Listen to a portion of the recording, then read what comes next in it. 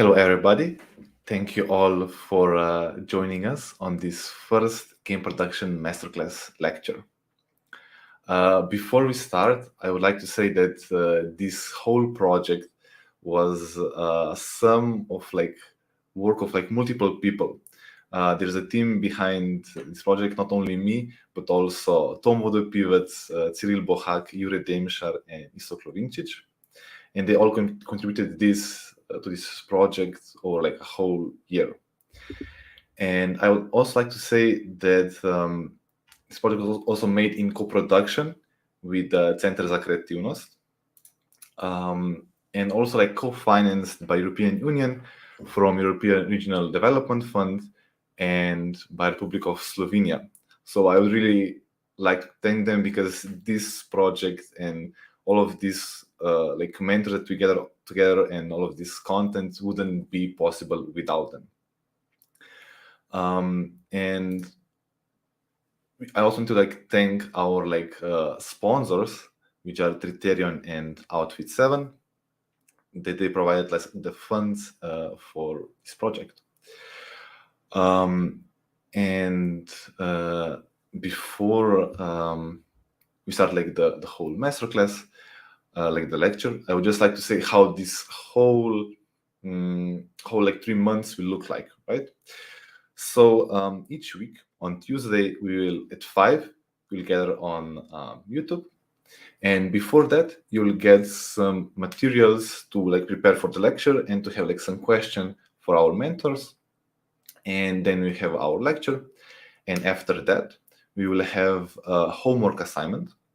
And this is just to motivate you to do your own research, to collaborate with others, and for that you also prepared a special Discord, which will I also link in the comments, which I see are just blowing out. The purpose of this homework is also to see to get you motivated, and to at the end, when we have the final networking event, it will pick a few of you who are the most motivated through all of these 3 months to network with the mentors and sponsors.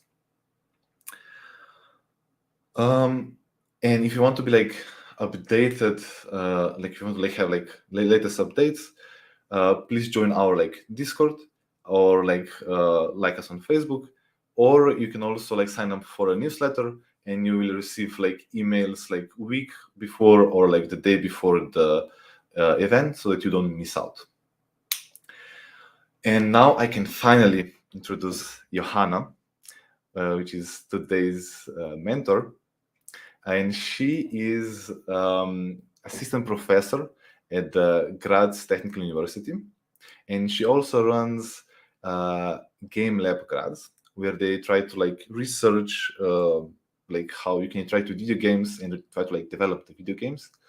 And in her portfolio, in her CV, she also worked for the EA.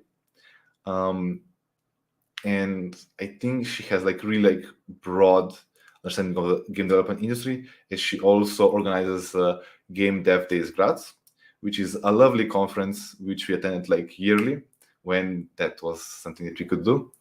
And I think without further ado, I'll just give word to Johanna. Thank you so much for this kind introduction and for putting together this event.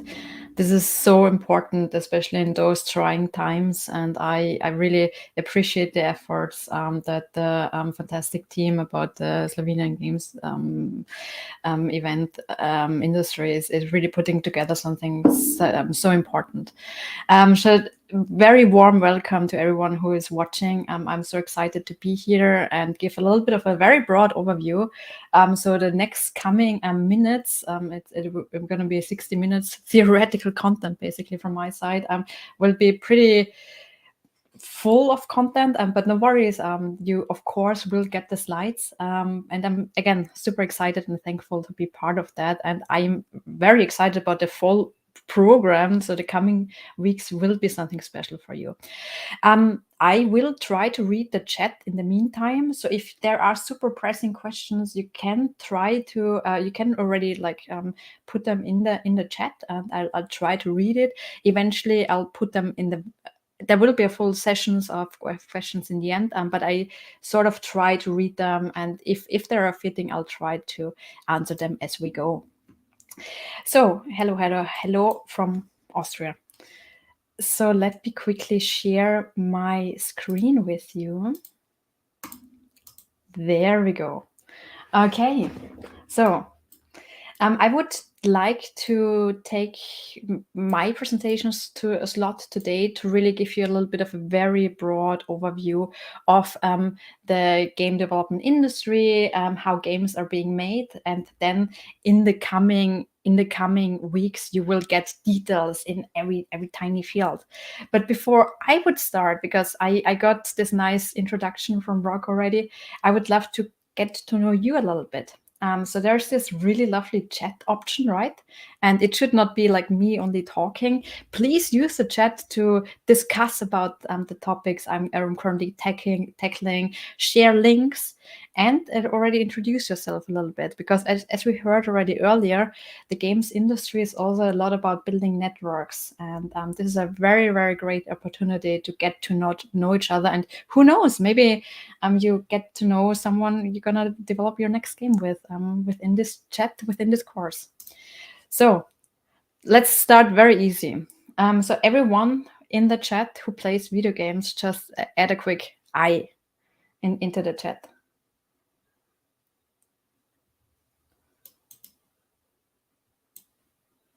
Let's see if this works. I give it a try. Yes, there we go. There we go. Okay, see? And all of a sudden you already have a lot of people you share a lot of things in common with. This is nice. Nice. Okay, so the next question I would be interested in. The question is if you have already developed a video game. If you have developed any game, and I would like to write a number in the chat between 0, no, I don't have developed a game, and number X, 10, I have already developed 10 games. So the next question is, how many games have you already developed? And I'll wait another few seconds to see what's working in the chat. Very exciting. So many people playing games. That's good news. Ooh, and this I love. So a lot of people who never developed a game before, this is perfect because where is a better starting point than to start here? 5 games already being developed, a lot of half games developed. I fully understand that. For me, if I would say I have developed already 10 games, let's say 20 times a half game also works. Fully understand that. I have 2 more questions. So I would be interested, if you have developed a game, write in the chat what game engine you used for that. And in a sense, like if you have developed in more than one engine, just put a whole list out there. So on this slide, I have Unity, Unreal, Godot, which is a little bit the most known ones, but go crazy and just write down the engines you have used. I feel I already get to know you a little bit. We have very different experiences here. This is fantastic. Everyone also noticed those people who have already experienced. Those could be the one who might help you in one of the future homeworks. Write down the names. No, just very nice. A lot of Unity Godot, a little bit of Unreal. But I see Unity seems to be the exciting thing here. And yeah, okay. I have to ask this anyway, because this is always super important for me. Because again, in order to teach how to develop games, I do have a strong opinion about that. We also need to play a lot of games, because that way you learn. I call it research when I play games, and I put it on my taxes. But I would be interested in what games do you like to play? Could be either genres. This is also a topic we're going to tackle today very quickly, and or what specific titles. I can start. I am playing at the moment Elden Ring, which it's more a stressful experience than actually a fun playing experience, but it's a good experience. Already a spoiler, not every game needs to be fun. This is also super diverse. So we have a lot of indie games. We have AAA games, horror games, open world games, Nintendo party games, more indie games. Really lovely. Really, really, really diverse. Thank you so much for sharing all of this. Lost Ark, yeah. I am struggling after level 50 as well. Nice. And yeah, very, very last question. And this is for me a little bit a super important one. Because you're all here in this course for a specific reason, you want to learn how to develop games. But I would be interested, why? So what is your actual goal? Where do you want to work? Do you want to work in the games industry, like maybe in the AAA industry? Do you want to own a own studio? Do you want to start up a studio? Or do you want to work as an indie dev? So I would love to read a little bit in the chat now. What are your goals? Where do you want to work with? And while you're writing, I have prepared something. I have no idea if this will work. If it does not work, I have to delete it forever and will never talk about it again. But I have prepared an open Google Doc where you can share together notes. The idea is everyone can access and write in this document, and I'll provide you with a lot of theoretical concepts, but it's so important that you also share additional notes and additional links and so on and so forth. So I did create this document, which looks like, there we go. Yes. Okay, it seems to be working already. There we go. There we go. I already see a lot of highs. So use this document to write notes about this class. Please don't do terrible things, but just use it for sharing info, for making notes. It's really this idea of collaborative note sharing and exchanging additional resources. Go crazy in this document. Again, if it gets too crazy, we'll just never talk about this ever again and remove it from our list. Good. Thanks so much for introducing yourself. This is very, very interesting. So a lot of you actually want to work in the games industry, want to be part of that, but also a lot of you want to create your own studios. Again, remember maybe a little bit who is interested in what, because again, this might be your future business partner as well. Speaking of business partners, again, my goal today is really to give you a little bit of a general overview of this industry, a very, very broad one. And in the coming weeks, you will get more details about productions, about asset pipelines, and so on and so forth. So you will get a lot of deep knowledge, whereas I'm here today really to give you a very broad overview. But what I always like to start with is actually how does the game development process works, very, very broadly speaking. And in general, I like to use sort of this graph, which is a little bit of a historical graph, because also those numbers are actually pretty outdated, because the games industry is one of the fastest changing industries in the world. There's so many innovation going on, but also so much, which makes it really stressful for teachers like me to constantly keep up with the newest trends. But it's a very exciting industry to be in. And just to give you a very broad overview, and again, many of those single parts you actually find in specific weeks within your class. So usually you start with some sort of idea.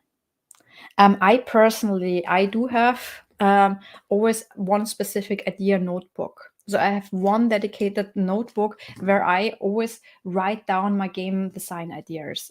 This is something which I find super important, that you always have something to write with, and you, over the course of your game developer career, you will have so many ideas, even though it's just small mechanics or interesting art styles, and those things can I don't know, happen to you when you're walking, taking a nice walk in the forest, but you always want to write them down immediately.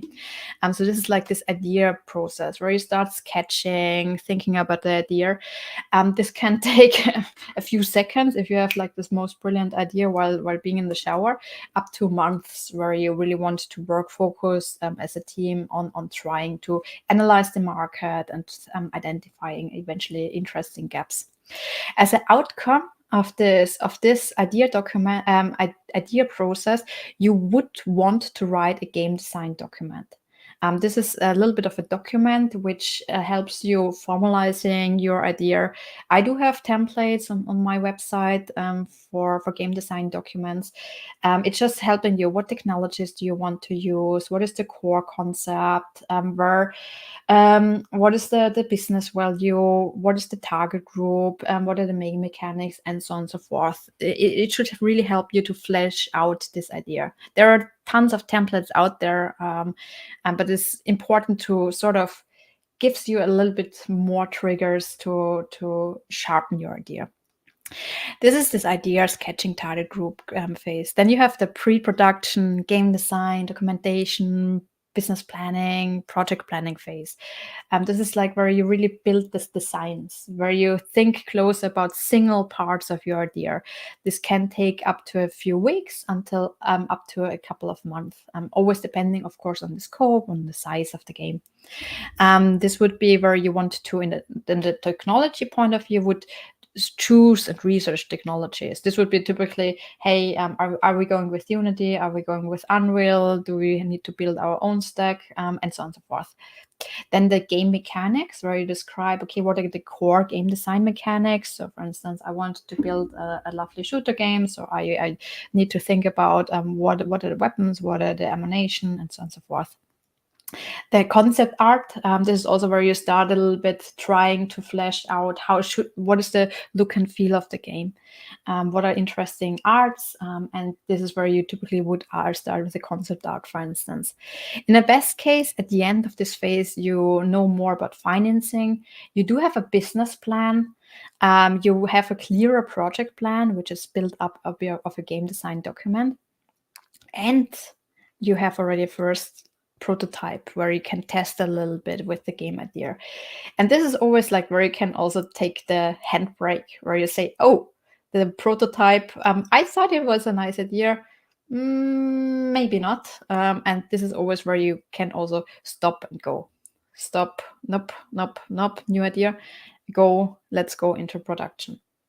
Production is super exciting. I think next week's class will be actually already more about production workflows already. This is where the actual implementation starts. This can take a couple of months for a very small game, and up to decades if we look at the current games industry and GTA 6 and so on and so forth, or Diablo 4.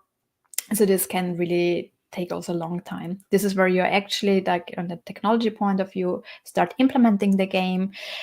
Don't forget that like many of those phases are not as cut as it seems like in this phase, because for instance, already the Q&A testing phase is something which happens actually all the time already.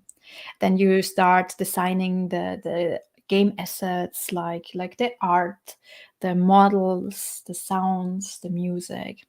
And as you can already see, there's another phase starting already, which is marketing and ads. This would be, you want to start with marketing and talking about your game, building a community, build a Discord community, talk to streamers, create a hype around the game. This is where this should start, the moment when you are actually pretty sure that you want to go for a full production. This is either done if you have a publisher, often already by the publisher, or if you're like myself, working on your game all by yourself, done by yourself. But you should start early with that. At the moment of the launch, you want already like thousands of people being super hyped about your game, and so many people having it on their Steam wish list. Otherwise, there's no need to launch the game if you don't have already thousands of fans. Good. Then there's this actual launch. And many people think, oh, hey, I launched a game, that's it, cool, celebrate, drink our champagne, and let's be rich forever. This is actually where also a lot of new work starts. You want to make sure that the game works for everyone. There will be a lot of bugs eventually for corner cases and specific systems. You want to make sure to be able to send out patches. You want to communicate with the community you build, and you eventually even want to create new content. What about cases where the hype overtakes actual production? Was just asking in the chat. This is a very dangerous case, of course. But to be honest, I'm not sure what could be the worst case if there's no hype at all, and then you have a product and nobody talks about it and nobody sees it, or if there's a little bit of an overhype, which sometimes happens, like we see in Cyberpunk. But I have to say, like in Cyberpunk, it's still like I still love this game. They just released it too early. This is a very difficult topic, and I think if you have problems in the size of Cyberpunk, you are already rather on the lucky side, because this means you have a lot of marketing already. But I mean, we can see it after Cyberpunk. I think more and more games tended to rather say, no, we need half a year more than another half a year. I would rather go for this version. So the coming slides are based on books and interesting readings. So here is, for instance, some books which I really like to recommend. This is Jesse Schell's The Art of Game Design. This is a really lovely book which gives you a lot of theory about the game design process. Ralph Koster's A Theory of Fun for Game Design. I like that in the end he has also like a lot of resources, ideas for game environments and so on and so forth. I do like, even though it's an entirely different book, this is not about game design per se, but a little bit this idea that, hey, games are part of our whole environment, why games make us better and how they change the world. Then the design of everyday things has nothing to do with games. It's just about design. Design matters though. And Salem and Zimmerman's Rules of Play. And please use the chat. There are plenty of other great books out there. Please use the chat also to discuss a little bit interesting other readings and resources. And secondly, other parts of those slides are from the. It used to be called Gamasutra page. It's now called the Game Developer page. This is like the source for additional knowledge for all different interesting stuff. The Game Developers Conference, which is the biggest worldwide conference for game developers. I think every year 30,000 people went to San Francisco to meet and to have talks and so on and so forth. And the IGDA and the GDC conference, like all the presentations are recorded, and a lot of presentations you can watch for free on the website. And the IGDA, this is the organization bringing together indie developers. So, first things first, why would you start game development in the first place? And again, maybe I would love to encourage you a little bit in the chat. What are your motivations to learn about game development? In the meantime, I tell you about mine. This is my favorite art piece in the world. These are pictures taken from Gamers by the Canadian photographer called Phil Toledano. And he took pictures of people while they're having like very specific moments while playing games. Finding a nice treasure, fighting the final boss. This is what we call, I think, the epic win phase. And this is my personal motivation. I did study computer science. I did not study game development. I did study computer science. I built web services. I built software pieces. But But to be honest, like if I create any software or any app, I never see a face like this. And when I build, however, as a software engineer, a game, I create so interesting emotions, and I can really reach out to people. This is what I love to do, to have a little bit of impact with games, either on the society or on specific people. And that's what I love about developing games. There's money. Big spoiler ahead. The games industry, because people tend to say also like in the society and politics, that's just games. Nah, the games industry is actually bigger than the music industry, the book industry, and the film industry combined. So this is like a huge industry. So never let anyone tell you that the games industry is it's just games. It's a really big industry. And GTA 5, or I think outperformed. It was already 2013 when it was the first time a video game outperformed the biggest Hollywood blockbuster, which was, I think, Avatar. And it's just crazy numbers. And while also, especially in Corona, we could see a lot of industry had issues, the game industry is constantly rising. The Microsoft deal, Microsoft bought Activision Blizzard for 70 billion, I think, a couple of weeks ago. This was the biggest buy ever in this sort of industry. Not games industry, like tech industry. It was a huge buy for the tech industry, not only for the games industry. So this is something which is super relevant for us. And the games industry is not only relevant for entertainment. More and more industry, whether it's I don't know, automobile industry and so on and so forth, are interested in working with game developers and game development tools, because the tools are so powerful and helpful. So whatever you learn here, this can be used not only to make games, but to enrich so many other industries and areas as well. What I also really love, that you can create really fun experiences. And speaking of, revenue. So for instance, this is a mobile game called Monument Valley. Quick question again to the chat. Who played Monument Valley? In the meantime, I'll just take a very quick look if our document is working. Yes. Taking notes works really nicely. Okay. So this is Monument Valley.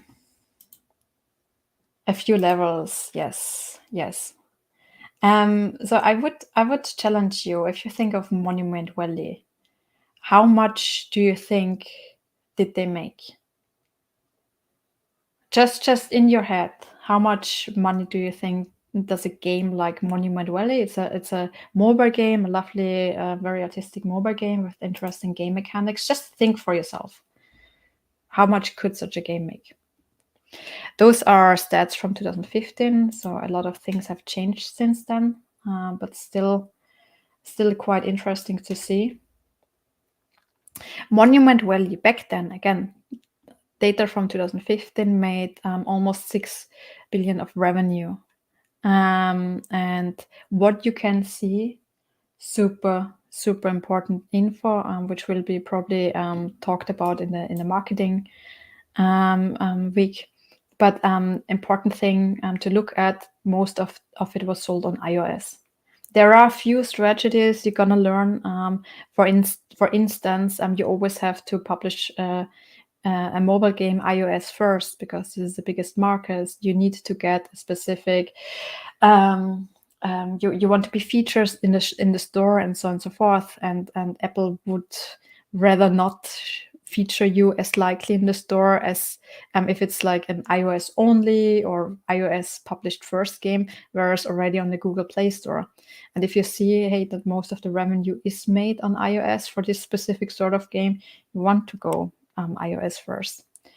So, and the next question, what do you think? Again, think this for yourself in your head.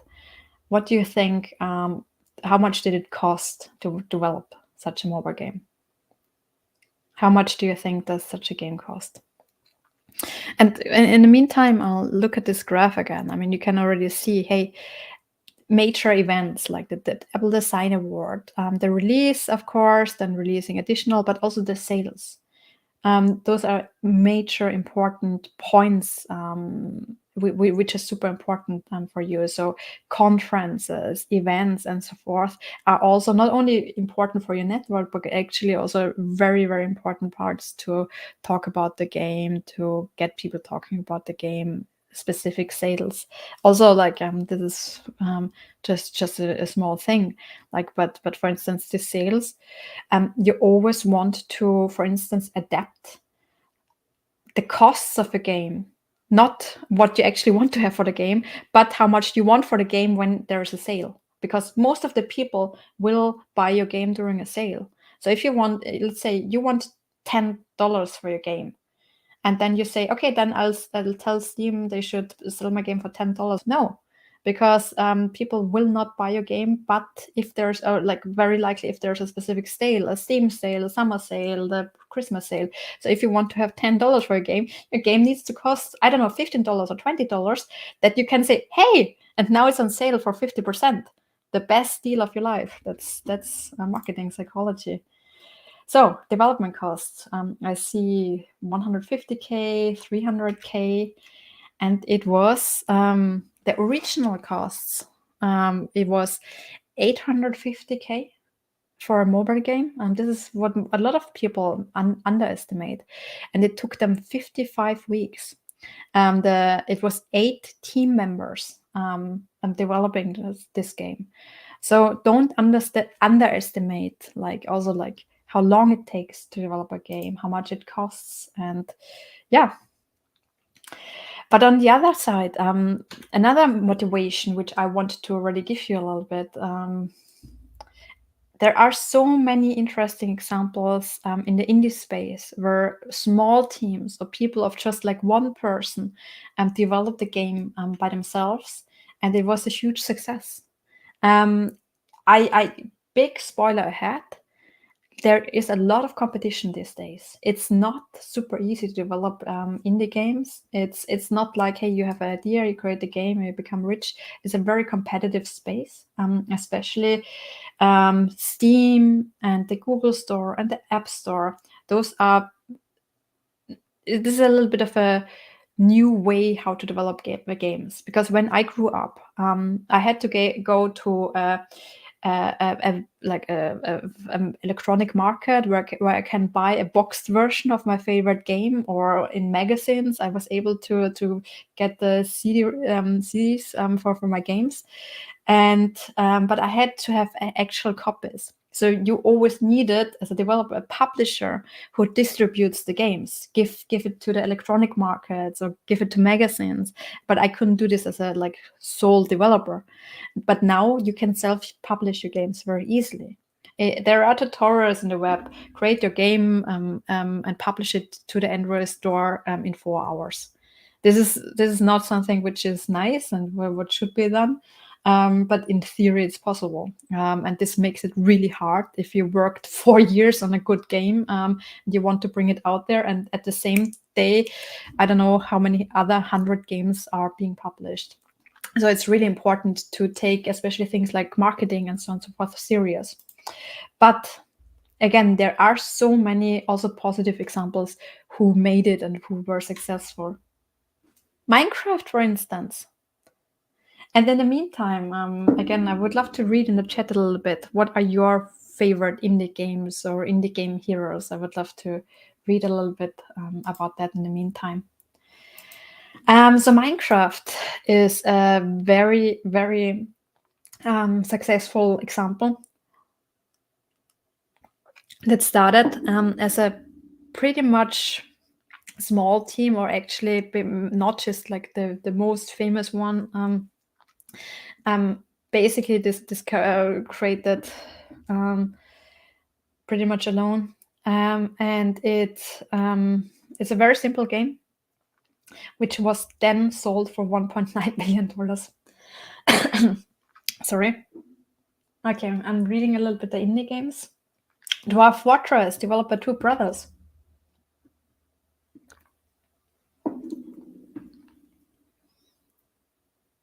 Drift. Yeah, this is fantastic. Oh, another Dwarf Fortress. Yeah. Papers, Please. One person.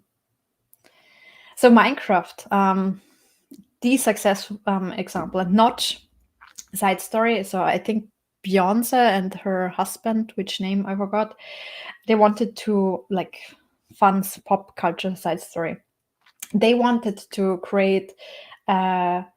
They wanted to buy a house in Hollywood Hills. I mean, the stories that I heard, and a super nice, super expensive house, but apparently Notch bought it instead of them. So apparently he had more money, or I don't know, but I found this pretty hilarious. Every day the same dream. This is I love to reference this. It's not super known, but I love this idea of this game. It's for me very inspirational always. You can play it in a web browser. It's not something which is like super commercially successful, but I find very inspirational because it was one person who was like all the programmer, the artist, the designer. He created it in like 6 days as a like experimental gameplay project. Some people know it in the chat. Yes. Then we have World of Goo. There is a really good movie out there which is called Indie Game the Movie, which I can really recommend, which is featuring World of Goo and also Braid. World of Goo, also super known, was a two team member. They shared the roles. It was 2 years of development and very inspiring. Braid, of course. Braid by Jonathan Blow. This is also like one of the most inspiring examples, and it especially tells a game where he really focused on trying to try out new game mechanics and showing that games can be so much more than just traditional entertainment medium just for fun, but can also convey interesting messages. Yeah, so if you want to develop games, I already spoiled it a little bit. You should also get a little bit into do your market research. So if you think about who is actually playing your games, what are currently the trends, what should you consider? I want to share a few resources with you, and feel free again to use the chat and of course also our masterclass shared document. The document started quite nicely. Just a reminder, we should just go crazy and share notes and additional insights in the masterclass shared note document that we can have a little bit of a common resource in the end. But one of the questions always, okay, who actually plays video games? And a little bit of a story, a very personal story I would like to share here. I did study at in the US at MIT, and I was able to meet this really known physicist, super known, and I was very scared to meet him, and because he was super known, he was about 70 years old, and when he introduced himself, I introduced myself, like, hi, my name is Johanna, I'm a game developer. And he was immediately like, games, I hate video games. I hate video games like Super Mario because the physics is so wrong. I only play Skyrim. I love Skyrim because the physics in Skyrim is so perfect. Just as a reminder, Skyrim is this, just imagine like my 70-year-old physics professor riding on his horse through Skyrim with fighting dragons, but the physics is correct. And you never know who plays games. And if we look at the statistics, and I always refer to the entertainment software statistics. Again, there are plenty of great statistics out there. This is the one I use to reference to. Big spoiler, big warning. This is American statistics. The American market is very close to the to our market. So, oops, sorry. There we go. So I think this is something which still works really nicely. And for instance, if we look together at the facts, let's have a look first at the facts of 2020. So in 2020, for instance, you can find interesting statistics like who is actually playing the video games. No, it's not only boys age 12 playing World of Warcraft all night long. It's very mixed. The average video game player is actually between 35 and 44 years old. It's very mixed also across genders. So 41% identify as female, for instance. It's a lot of players also, for instance, with disabilities. I find accessible video game development super important, super crucial. And yeah, there are so many interesting statistics you can look at. Who do we play with? For instance, playing video games is also in contrary to what society quite often says and thinks. This is something very social. A lot of us, 65% of video game players play with others. We like to play with our family, with friends, with a spouse. And many even met their spouse or friend through video games. And also there are interesting statistics, again, a little bit, looking at the different categories. If you look at the age category, men 18 to 34, what do they like to play versus women, and so on and so forth. Or just, I love getting rid of the stereotypes. I do love this this concept. Okay, hey, everyone thinks we are in a basement and I don't know, play video games. I do love making sports and then playing an instrument and so on and so forth. And I do love to talk already about this. And if you look at this, gamers are more likely actually to have a creative hobby than average American, or play an instrument, or actually go and vote.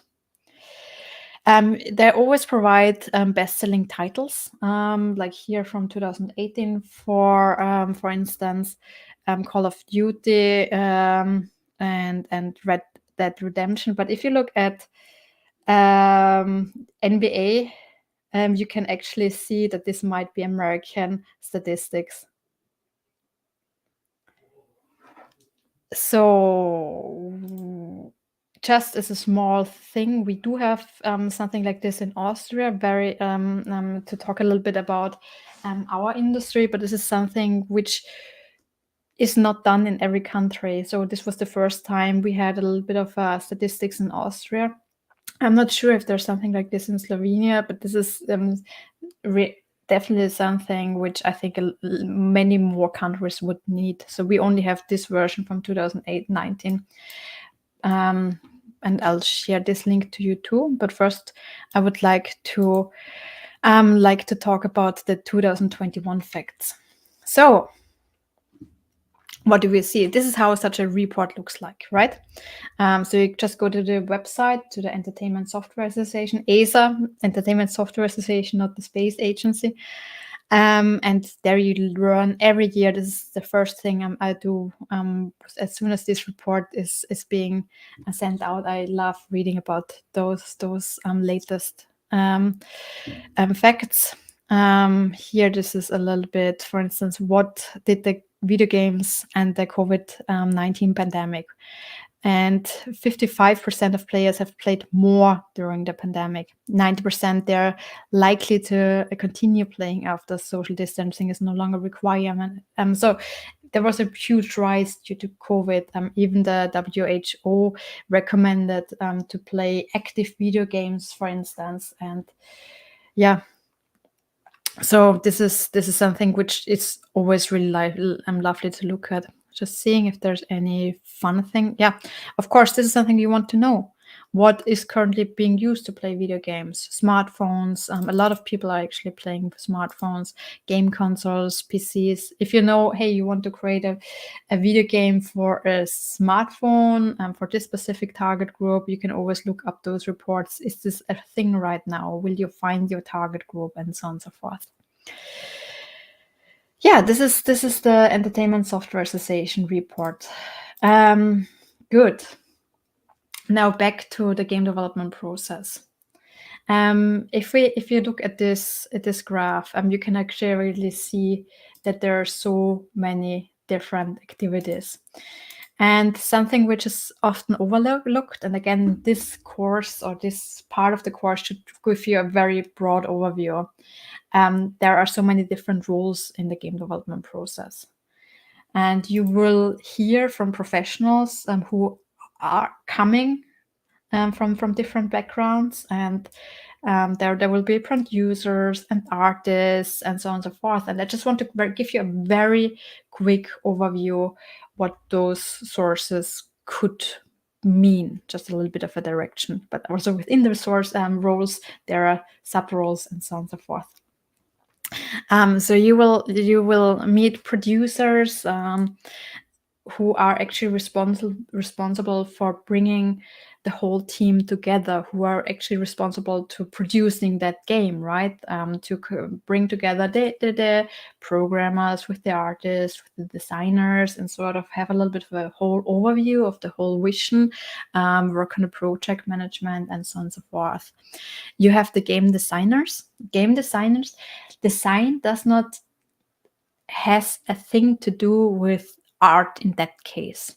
So often if you hear, hey, there's a game designer, you might think this is like the artist, but the art, the 2D art, how the game looks like, and the 3D art, which are like the game models, are different things. And the game designers are actually the ones who think about the game mechanics, who design the levels, design the puzzles. There might be actual puzzle designers, but the game designers would think of the whole main vision.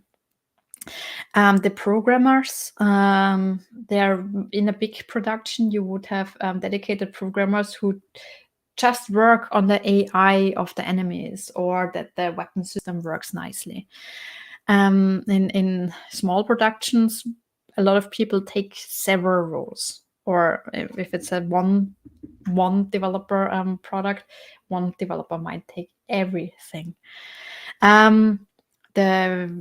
The artists, this could be again, for instance, user interface artist, character artist, environment artist, or one artist who really covers everything, 3D modelers, and so on and so forth. Then of course sound effects, music, the lovely compositions, audio compositions in the background, quality assurance, testing the game, and writers, business, and so on and so forth. So basically every discipline you could learn could find a good job in the games industry.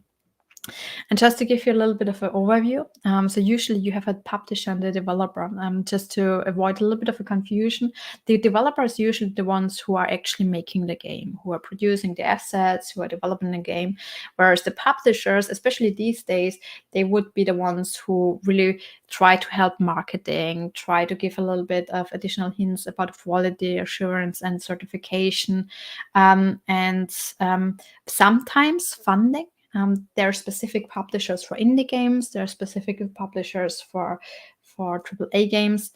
I think the most known publishers are probably publishers like EA or Ubisoft, and they work closely together with the various studios. But these days, it's getting more and more merged. So more and more studios are actually already starting to publish, because they have the experience already in developing, so they are starting to publish also other games, whereas more and more publishers are buying more and more studios as part of their brand, basically. Just, this is an old statistic. This is a image, a table 5 years ago. And I still have this in my slides because I find it so interesting. If you look at the developers, that there's so many developers who became publishers by now. And unfortunately, many of the developers, also some of my favorite ones, do not exist anymore. Therefore, there's a lot of other ones which emerged. And yeah, I always find it interesting to look also a little bit into the history. There we go. Let's talk about the game design process. So I think I already spoiled already. what should you learn to become a game designer? So, and I would love to read a few ideas in the chat. What would you need to learn to become a game designer? Let's see if there's a few ideas. And yes, and the masterclass shared notes, this is taking a very nice form. Thanks for everyone who's sharing here. Works really nicely. Read books. Oh, yes. A bit of everything mentioned earlier, design thinking, analytics, statistics. Very good. Very good. As a game designer, you need to learn everything. It's really you trying to bridge. You want to create, you want to be creative, you want to, yes, game engines, also nice to quickly work on prototypes. It's basically everything.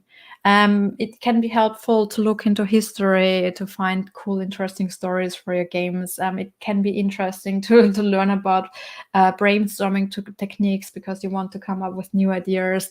Art certainly helps to quickly draw on lovely sketches, and public speaking because you want to talk about your game, you want to make good business pitches. So it could be everything.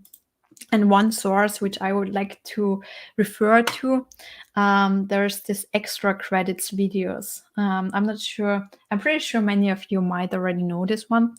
It's extra credits on YouTube, and you find tons of videos for every discipline, and also what you should learn to become a game designer, which is a really lovely source for additional small piece knowledge with lovely comic art.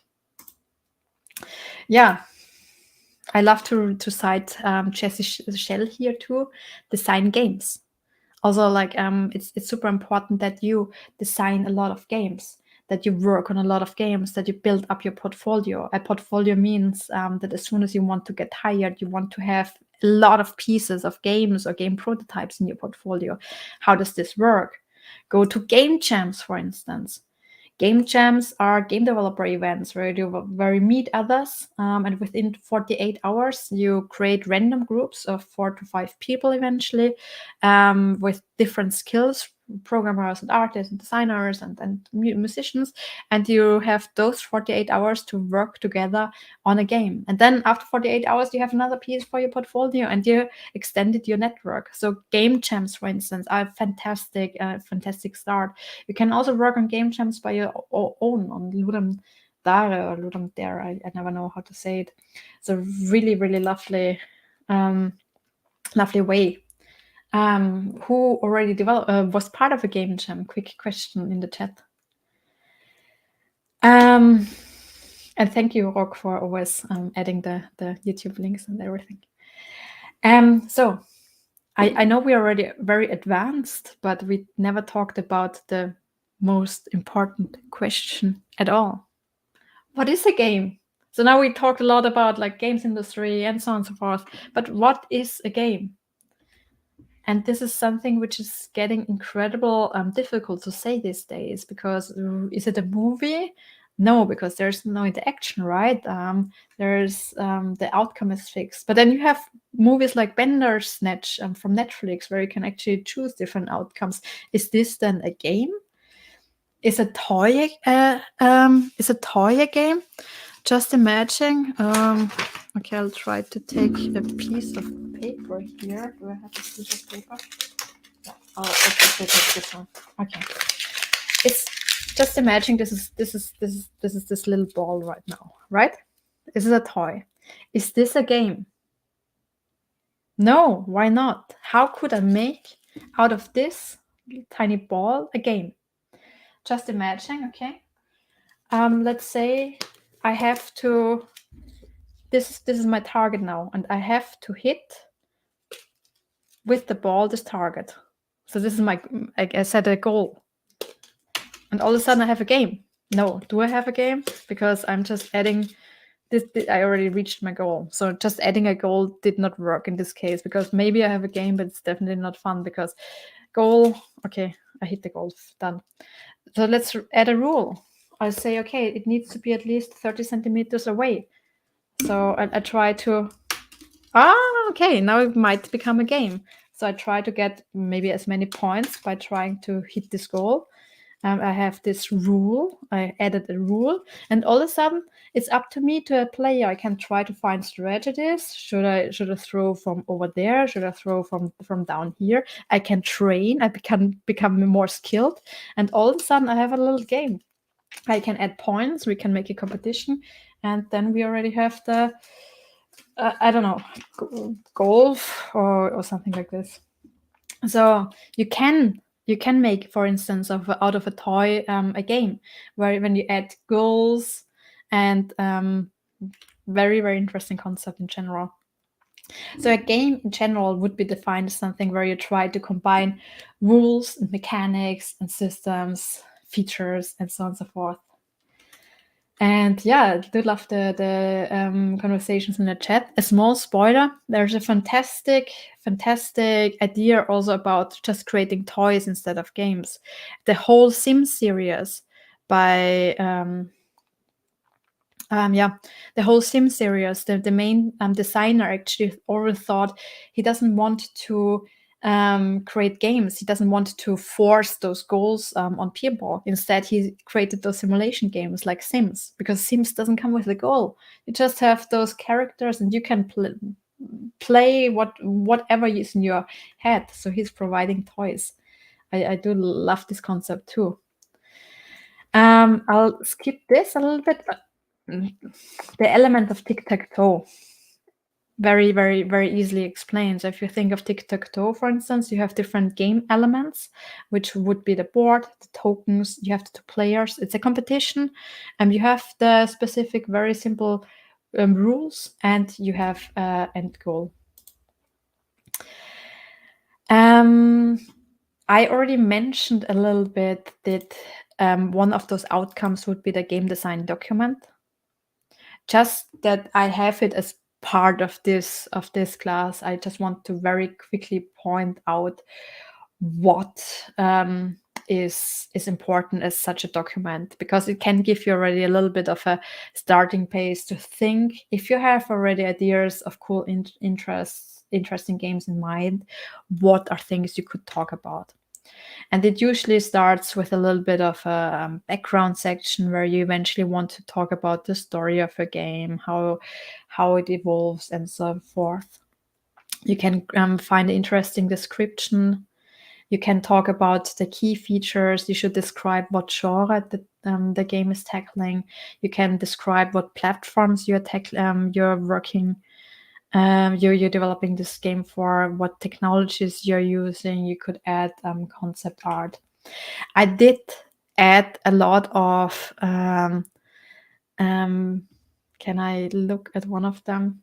If we have time in the question section, we could look at some of the documents. But I added tons of links to relevant game design documents of other developers, because this is something which I've always find super inspiring. If I look up the game design documents from my favorite games, like Day of the Tentacle, for instance, you can just look up what was the original idea of this game. Or if you look up the ideas of Diablo was usually designed as a round-based game, and then all of a sudden, because of a bug, it turned out to be real times, and then they thought, oh, that's cool, let's try this.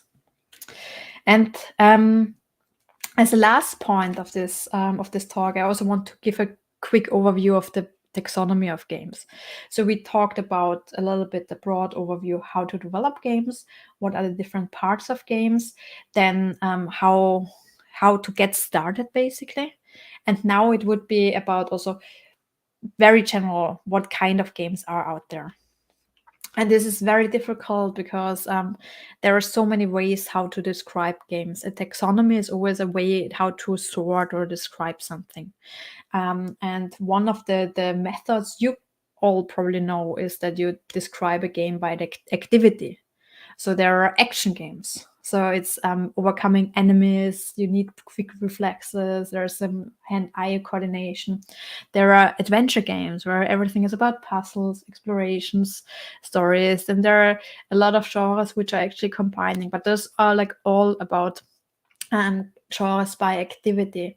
But something which I want to give you as a little bit of a final idea, final message, that you can also describe games by purpose. Because again, coming from a little bit of a different background, there are so many ways how you can use games these days which are not solely entertainment. Because many of you, if you're interested in games, it's not necessary that you only work on entertainment games. You can also work on educational games. You can work on games for companies. You can use game technologies in industry or in the movie industry. So you never know. I just want to encourage you to play a little bit, not only with the medium game, but also where the medium game development tools can be used. And one of the known things, and many companies are actually maybe also working on projects like these in to earn money to then make their own games, would be, for instance, advert games. Those are games where advertisement is integrated into video games. This is something like a lot of companies are trying to have small mini games on their websites, and this is something which started so early. In 1983, there was Johnson & Johnson having a tooth protectors game. And this is something which I find really exciting. That this is a medium which is already out there so long. McDonald's games and so on and so forth. Art games. There's so many games. I'm pretty sure many of you know the game at the top right. But there are so many games where it's not entirely clear. Okay, is this a game? Is it a traditional game? Is Dear Esther really a game, or is this an interactive movie experience? But it's definitely something which is expressive, which is art. You can send political messages. You can send, here in this case, this is a game about the problematic of that it's sometimes not easy to be a woman in this world, where you want to make society challenge the society, challenge political ideas. So you can do a lot with games to to express yourself. And I find this super important, especially this cultural aspect. Educational games. Worst case scenario, I find it super important that if we talk about educational games, it's always like experts working with experts. And I'm not talking about, hey, if you want to make a physics game, there needs to be a physicist who develops this game. No, as a game designer, you are also an expert. Because back then there were so many educational games out there, and I did hate many of them because they were not fun at all. Because they were developed by experts in the educational field, but not together with experts from game design. Because if I, as a game designer, would come and create a physics game and I have no idea about physics, then it would be the most fun game, but would never teach anyone about physics. And whereas if a physics professor comes and creates a physics game, educational game, it will be super educational, but probably not fun. So this is super important that you try to work with others. And I find like the interdisciplinary teams are one of the greatest assets we have in these times. Diverse teams, interdisciplinary teams. This is how you can innovate those ideas. Yeah. Games with a purpose. This is a game I played a lot. Games with a purpose means you want to have a specific purpose, but you want to create a specific purpose through playing this game. You follow a purpose. So in this case, this is super better. For instance, this is a game based on psychological facts, where the idea is that if you have a depression, for instance, that you get daily lovely quests which help you a little bit out of this depression. This is a game called Folded, where you are working on fold sequences, which can actually, because it's like super complicated to create those sequences, and those sequences can be used to actually treat real world disease. And this is something which cannot be done with machine learning and so on and so forth. You really need human people to be super creative about that. And it was already used to cure various disease. Very, very interesting game. Folded. Ingress. I don't know if anyone knows that game. Ingress. I have to talk about this. But very quickly, this is, for instance, a game when you have roommates or flatmates who is doing what chores. And Ingress, this is a game by Niantic. Niantic, the younger ones among you might know the Pokemon AR game, or then the Wizard AR game. But everything started with Ingress. This was the base for all those games, and which was a little bit of a hacker game. You were either the blue ones or the green ones, and you tried to conquer your city surroundings. And yeah, the idea was that you collect specific places and you make pictures of those places, submit them, and if they are good enough and interesting enough idea, they will be the portals of this game. Okay, and here's the thing. Why would you go around all the world and create pictures of interesting monuments and so on and so forth? It was a game by Google. And Google wanted to have more pictures for Google Maps and Google Earth of the interesting monuments. So actually, while playing this game, you were working to collect pictures for Google. Nobody knew, but in the end, it turned out to be the fantastic Pokemon game. So quite interesting. What could be the purpose behind such a game, and what you can do with the power of games. And last but not least, also gamification. Gamification, this is a wording which is medium popular in the games industry, but it's in general a powerful technique where you just take game elements and try to enrich non-gaming context with that.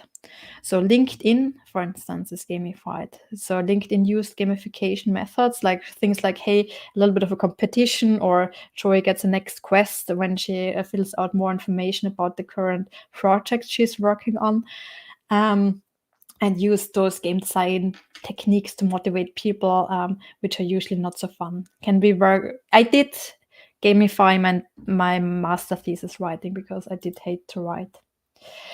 Yeah, so this was a little bit of an overview. And I would like to end this lecture by also actually asking you where to start.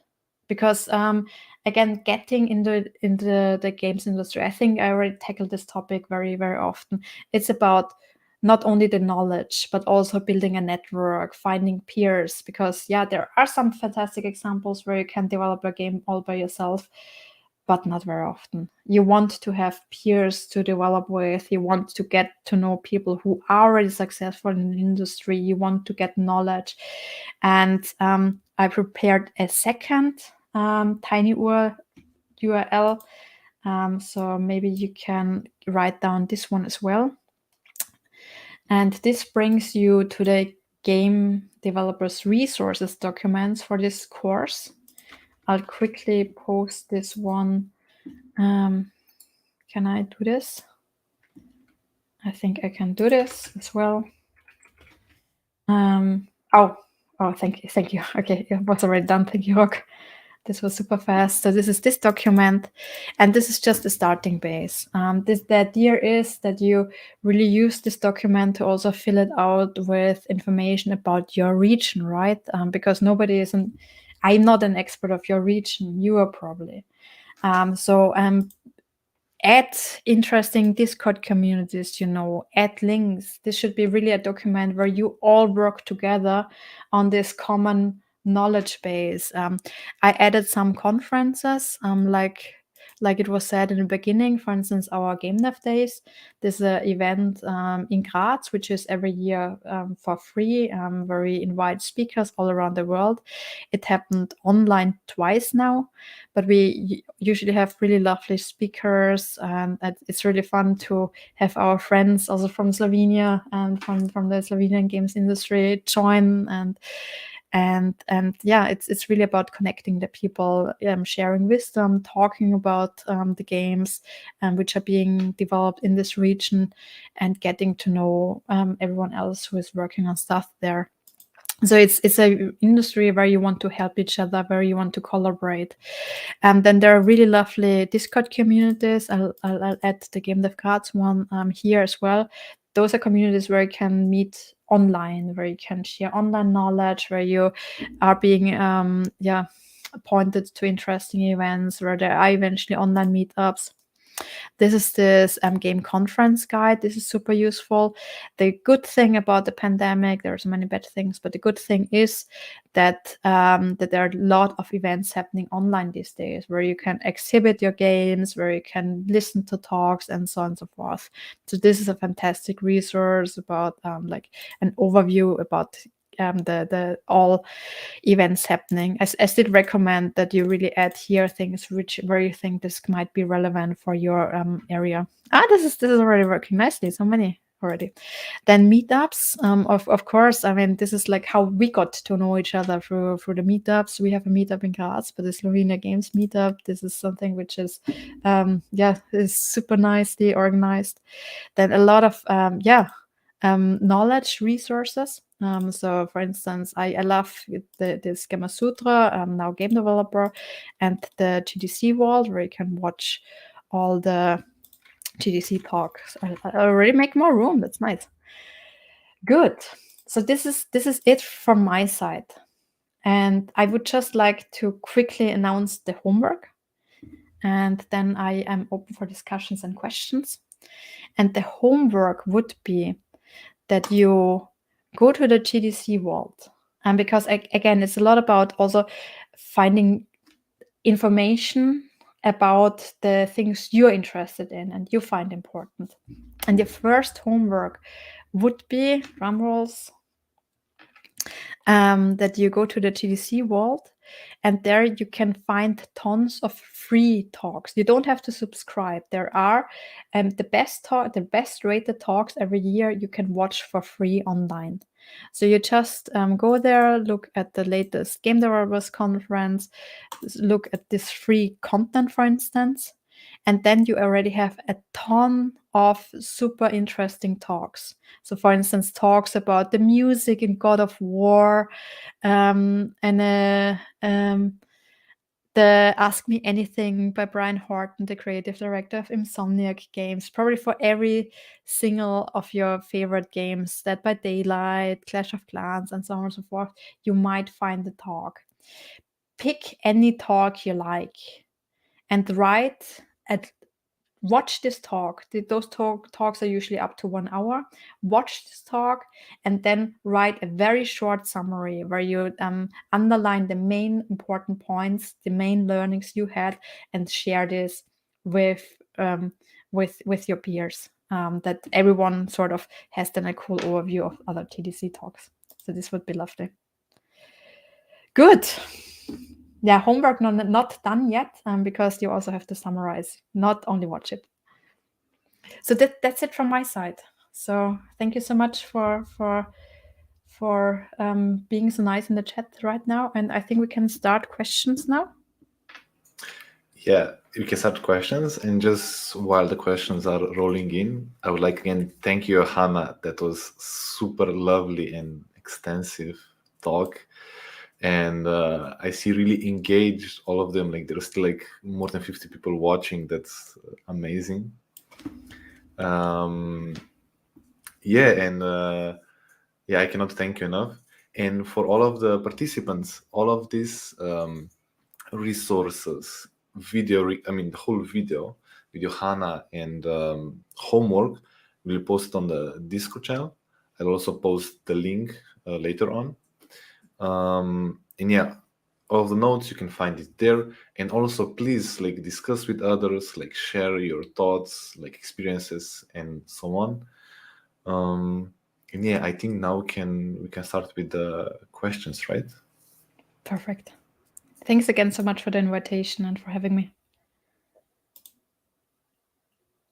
Will we be posting the summaries on the Discord server? I think this would be the best, right? Rock, Yeah. maybe, yeah. Yeah, I think that would be the best. We are probably gonna just do like one more channel, like especially for this homework, that we Yes. just post summaries, and there you can like the best format would be link with GDC video and then like short summary, so that Yes. everybody can read on this. This would be perfect. Because there's so many good talks on the GDC world, but you cannot just watch all of them. So working together to have like a little bit of a collection of cool summaries. Will we be posting summaries on the Discord server? Yes. Are you worried about reports of crunch, abuse, layoffs, and general unhealthy working environment in AAA studios? Yes, a lot. No, let me. The games industry comes with a lot of good things and a lot of not so good things. It's a lot of, this is also now a lot of personal statements, but things like a union, those are things which are super important also for the games industry. Before I started working at EA, however, I got a lot of warnings. Hey, there will be so much overtime and so on and so forth. And yes, there will be a lot of overtime also in probably every other project-driven company you will work for. And this was something I was aware of. It was not as I thought it would be. And I think in terms of other things like what you just said, abuse and layoffs, it always also strongly depends on what team you're working with. This is no matter what industry, but it always strongly depends on the teams within a company. But of course, and we saw this in recent news, it is so important to tackle those issues. If we see some sort of abuse, missing abuse or problems, sexism, racism, and so on and so forth, this is something where we have to react really, really instantly. So at the moment you see something, no matter in what industry you're working at, and you see someone being like that or someone having to experience something like this is something which we have as a society really, really tackle immediately and cannot let happen. So also just by watching this happen to someone else is, from my point of view, something which should not be tolerated. So I think we can make a change there. And the games industry has a not so good reputation in that sense as some of the companies. Other companies, I do adore so many of the game companies because they're so nice. Some of them are not. But this is something when you are part of such a company where you can react. And especially, I saw so many of you who actually want to eventually make your own studios. Please think of those issues from the beginning and try to create diverse, fair, really lovely and inviting communities and teams. This is also then your best starting point. Do you think building a career in this industry is worth it, or is it better to stay on the indie side to satisfy your game creation desire? This is a very interesting question to ask. So this is probably really about what you are aiming at. I did enjoy both. So, for instance, when I worked in a big game company, for me it was so satisfying that I knew that I'm working on so many big titles which are played by millions of players, and my name is added to those titles. And I thought, hey, this is so nice, and I love being part of this.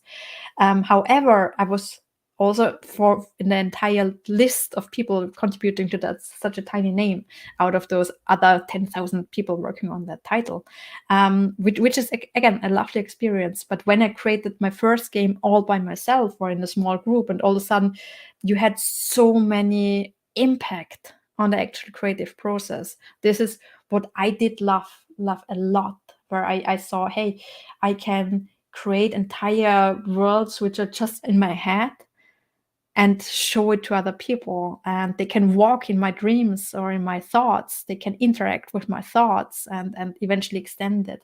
This is where I go nuts, where I just cannot believe that I'm working in such a cool creative industry, and what I can do with my powers of being able to create games, create worlds, create a little bit of programming. So this is something which is a little bit up to you, but I would love you to explore this by yourself. Thank you for this lovely introduction. Thank you for this nice feedback. What games did you work on at EA? It was a lot of. It was FIFA, Need for Speed, Dead Space, Harry Potter, I think. It was really a lot of titles, but again, making tiny contributions. Are any of my games available online? Yeah, that's always yes and no. So basically, I think one of the, I mean, I worked on tons of game jam. Like if I talk about my personal games, I did work on a lot of game jam games, which are still on my pile of shame title of list. Welcome to the game developers world. You now have, additional to the pile of shame of games you want to still play, you will now have a pile of shame of games you want to finish eventually. So I do. I see. I think it just triggered Rock as well. Yes.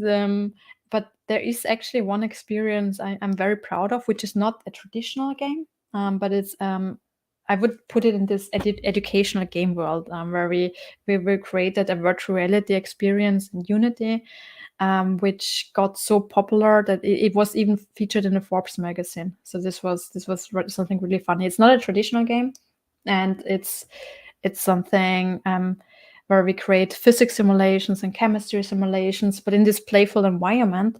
And this is actually the project I'm probably like most proud of. But this is team effort. I have 14 fantastic people working with me in my lab, and this is always team effort. So this is something which you can also play online. Yes. Do you think there are topics that should not be covered, made into games, like Holocaust? Yes. An account of games being entertainment, or is anything fair game with the right approach? No, absolutely. I mean, ethics is a big topic. As I think there's a question after. There was a game made in Pakistan, for instance. I cannot remember the name, but there was a terrible high school shooting in Pakistan, and a lot of children were killed. And a year later, they created a mobile game out of that, in the most ethical, terrible way, where you, where you see children running around screaming and so on and so forth. This got banned pretty quickly. This was ethically not nice. So I am pretty sure that there is a very visible line of what things should not be made into games. But what I fully support is that you tell also stories which are not fun. There are so many games out there which are not fun in the traditional way, where it's more about you want to tell a story. So, for instance, there's this game which is called Path Out, which is an Austrian production, which tells the story of a Syrian refugee coming to Austria in 2014. And as you might recall, not everyone was happy about helping refugees, because there was not a lot of understanding. Where did they come from? What is the background? That those are people who need help, who are people like you and me. And through a game, however, that's why we call games also empathy machines. You can make someone experience a day in the life of someone else. You can slip into the shoes of this Syrian refugee, for instance, and all of a sudden you understand, hey, this was a gamer like you and me who had a wonderful home, but if wars knocking, at your door, you need to leave, and that there's no other way out. And he tells the story in a very, very personal way. And I think especially games like those will be very, very important for our future, because especially things like empathy are things which in my sense can be taught better compared to watching a documentary, for instance, where you sit, oh no, what a terrible war is happening there, and I sit on my couch with the popcorn, right? In the game, however, you slip into someone else's shoes. Other games I'd like to reference here are This War of Mine, for instance, from the Polish studio 11 Bits, or That Dragon Cancer, where you see the story of a 6-month-old boy who has cancer, and you, together with his parents, you sort of see the first month. It does not have a happy end, but you experience this going to therapy and those not so good things, and together with them. And I honestly believe that we need more of game experiences like those. My role in the games that you mentioned, I worked at the A. I was in the quality assurance department. So this means we made sure that it passes things like certifications.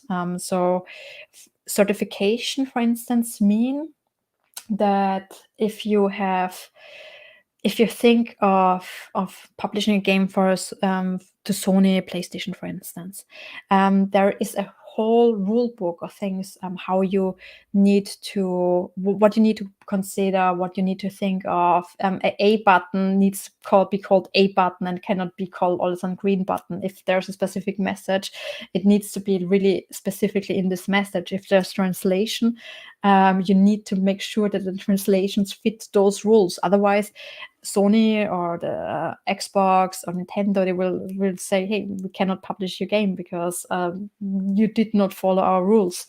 And in quality assurance, there are so many parts of quality assurance. You want to make sure that the game fulfills different quality standards. By the way, tip, if you want to get into the AAA industry, so quality assurance was where I started.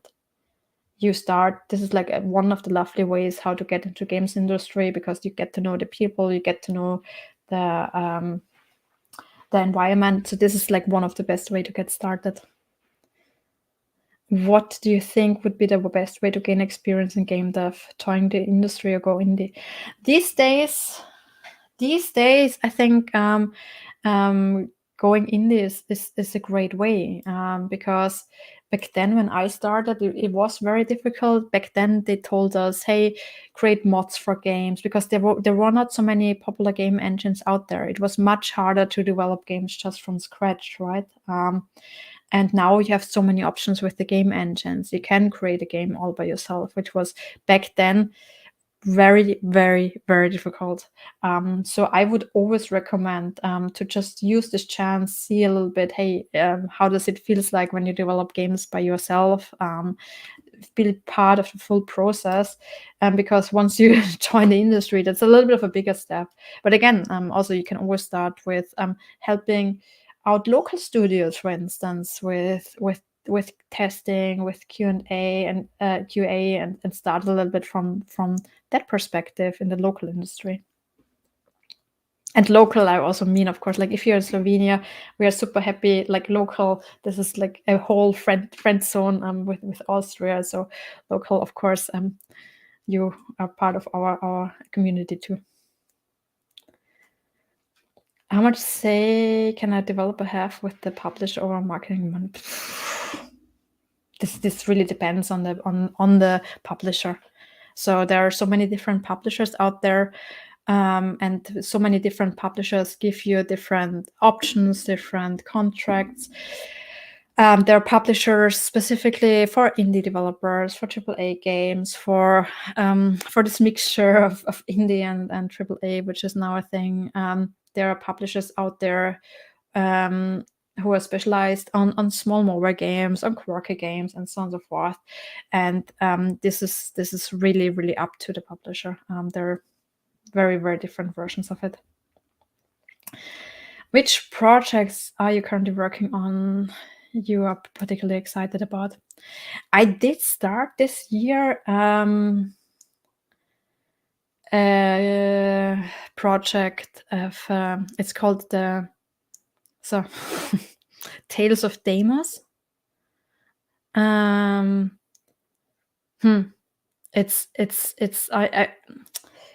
not an artist, right? And I cannot 3D model. I have a 3D modeler in my team. I have artists in my team. I cannot do those things by myself. I'm very dependent. And this year, however, I started a project where I wanted to create all by myself point and click adventure. I love point and click adventure games. This is like how I got super excited about the game dev and computer science industry when I played the games like Day of the Tentacle. Last year I also stream on Twitch, and I streamed, I think, all point and click adventures which are out there. So many retro point and click adventures. So Indiana Jones and Blade Runner and you name them. And this really got me into the mood that I find point and click adventures, especially like with those old text-based variants, are one of the most underappreciated genres these days. I know that some friends of our in Slovenia actually worked on one, so I really appreciate that. But I strongly believe that this is like one of the most underrepresented ones. So I'm currently working on that one. It does have a name. It does have a Twitter account. It does have a story. It's of course sci-fi. This is a little bit the world I live in, and I am really excited about that, but also panicful, because again, I want to use this project to learn things I don't know about yet, namely, for instance, 3D modeling. So in the worst case, if I fail, you will see in 2 months somewhere in the Discord a message for me, help, looking for a 3D modeler. Then I failed. That's okay. Okay, hi, I'm making animated music videos in Unity. I'm hitting a wall with optimization animation. Where is a good place to learn about that topic? Do you use the profiler in Unity? This is a super specific question probably for this talk, but I would go for using the profiler in Unity, because this is like the best way to optimize like crazy. And from there on, you can look up in the Unity tutorial section, there are also some additional tools which help you with optimizing. Unity itself has one of the best documented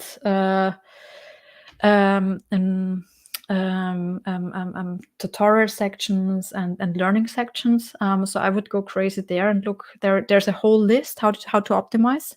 There's really on the Unity documentation page. If you look for Unity optimization and profiler, you find a whole list of things you can do. Like, for instance, try to limit the number of polygons in your scene. Try to, I don't know, also be careful with the update function, what you put in the update function, and so on and so forth. And the profiler is one of the best tools. When you use the profiler, you immediately see where you're losing your frames. So I would go there and recommend that. What is your opinion on side unpaid passion projects? What is your opinion on side unpaid passion projects? I mean, I think this question already answers everything. If it's a passion project, then it's a passion project. So I did. I always work on this project because out of passion, right? And I'm fine with that if I'm not relying on the money right now, because I have a full-time job as a professor at the university, and I use my sparse free time to then work on this project. So if this is something where's your passion in it, then go for it. On the other hand, I mean, there are really fantastic. There's a fantastic book out there, which I don't know the name of, I can't remember that, but it's made by the developer of the video game called Dark, DARQ. It was developed by one person. Very inspirational book where he describes a little bit how he made this game and how he was able to make this game. I think it took 2 or 3 years, or about. And he also describes, in terms of financing and money, how he sort of survived this period of time to create this game. I have no idea about your backgrounds. I can tell this a little bit, like from the student background. For instance, if you're studying right now at the university, or if you're learning something, this is the best time to work on such a project. Because if you're a student, or if you're probably just younger, your living standard, let's put it very harsh, is not as high yet as it will be when you're a little bit older, when you have a family, when you want to have a house, when you have a nice apartment where you pay rent. Eventually, if you're a student, maybe you still live with your parents. Maybe it's for you okay to have a little bit of a small apartment because that's what you used to while studying. Same for me, and this is the time where it's a very good time to work on such personal projects and try to eventually make a business out of it, because you have this additional time.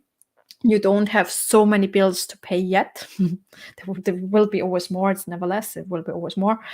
And this is always a very good time. And just imagine, as a game developer, the same as a computer scientist, you're so powerful, because just imagine you learn something with I don't know, you have a great idea and you want to create a giant new industrial machine. Just to make your idea prototype, it will cost you a fortune. But as a game developer, or as a computer scientist working on an app, for instance, all you need is your own resources. It's your man, woman, time, hours you put into this project, but you don't need any additional resources. You don't need any additional, I don't know, machines or anything to build this. It's just your time. So just think about how valuable is your personal time, if depending of how important is this project to yourself. Okay, gamification of services. How would you approach it? There's one. There's a one. There could be a whole lecture around this. I'll just Octalous Framework out of missing time. I'll just point you to a link, which is called the. Oh, can I? Yeah, go ahead. Yeah. Yes. Okay. I'll put it in the YouTube chat. I did not find the other chat. Okay, there we go. So this is the Octalous Framework, and I'll just very, very quickly share screen. There we go. Just very, very, very quickly, this is how it looks like. This is sort of a little bit of an overview. This is useful whether it's gamification or not gamification, where you find interesting elements which are known from the games industry, how you can actually gamify or add other interesting game elements to your game, because every one of us is engaged by different game elements. And for instance, here you have, in terms of accomplishment, you have points, badges, progress bars, you name them. But then other people are really engaged by social ideas. And here you can go crazy with concepts like friends, or this is from one specific game, how they're using it. Friending, social treasures, gifting, mentorships, and so on and so forth. So this is a framework which is a little bit known, which is usually helpful in that sense. Okay, I think we ran out of questions. Then maybe a last question for you, Johanna. Where can like the participants like find you, like more about you, or like if they want to reach out to you, like where they can find you, or also about your conference that it's incoming in the autumn, right? Yes, we did not. There will be probably a one-day event happening.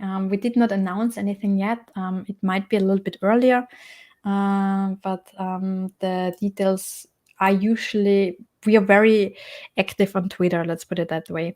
This is also like the last secret, but the last hint that the game development industry is very visible on Twitter. So it absolutely makes sense to create a Twitter account if you don't have, and try to follow your favorite game developers, because especially also in America and so on and so forth, there people are really active on Twitter. So I can recommend that. That's also where I put out most of my information. So my Twitter account is Joy Brink. I do have a website with jpirker.com. You can jpirker.com. I can post this in the chat. And for the conference, you can already find this in our shared resources for game developers document. It's the Game Dev Days, and usually it's for free, and we really just want to bring together communities, so everyone is more than welcome to join. It's in Austria and Graz, so probably also not too far. Yeah, that's all. Thank you all for like coming and staying with us, and we will see each other again next Tuesday at 5, same place, same location. And in meantime, you can visit our Discord channel. You can discuss there. We'll post this video and all of the references there, and also the homework and other like materials. And thanks again, Johanna. And we are signing off. Thanks so much. Bye, everyone.